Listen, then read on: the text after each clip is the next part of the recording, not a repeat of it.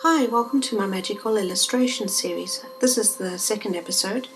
In this episode I'm going to be discussing both freehand drawing and scanning the sketch into Photoshop and working further on it there.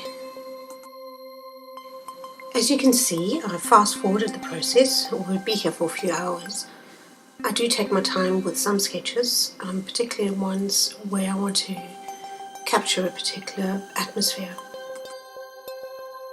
I like to start by sketching in the dark areas first, just finding all the points of the picture where there's shadow and putting them in, just loosely to begin with, and then darkening gradually as I go. That way the highlights stay quite clean.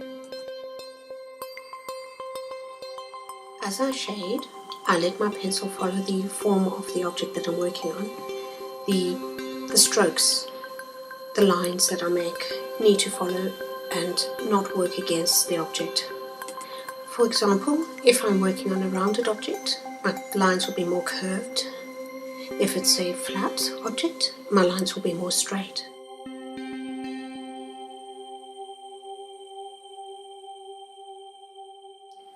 In Photoshop, I duplicated the original into a different layer and set that to multiply just to make the pencil strokes a little stronger and up the contrast a bit. Luckily I didn't have to do too much extra work to enhance the shadows because the sketch was pretty close to what I wanted. What I did then is set another layer to multiply and put the colour in that layer, and that way I could add to it.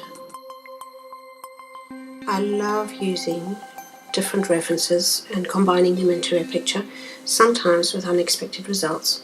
Sometimes it doesn't work and sometimes it creates something magical.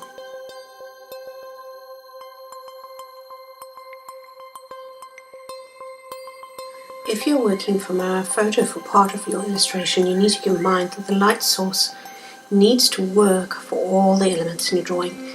Here my reference for the fairy had a very strong contrast between the shadows and light. I wanted a more diffuse light, so I toned down the shadows and added a little more detail into the fairy's back and the shadows around her, and diffused the light around her as well. Here I've added another layer to add the lights. Basically I set the layer to soft light because I am wanting a very soft light around her.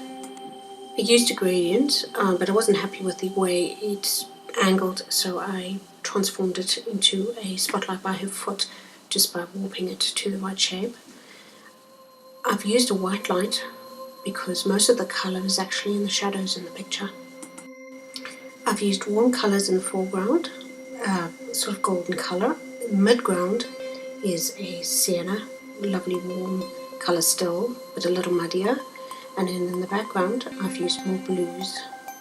As a general rule, it's good to use the cooler colours in your background, because if you look into the distance in reality, there's always a sort of blue haze the further things get away from you. It's also true that the closer things are to you, the cleaner and purer the colours will be and the stronger the shadows.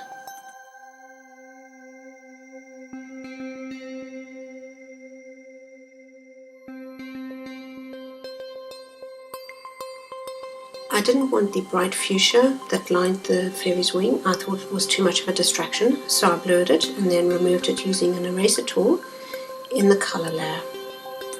The eraser tool works much like the paintbrush, but in this case I'm painting with light as opposed to painting with colour or shadow.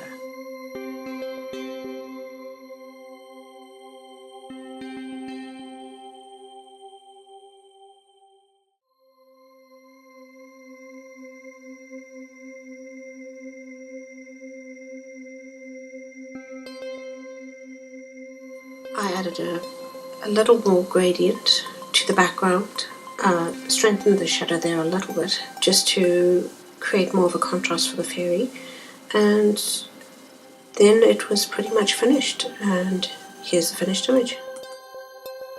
Thanks for watching.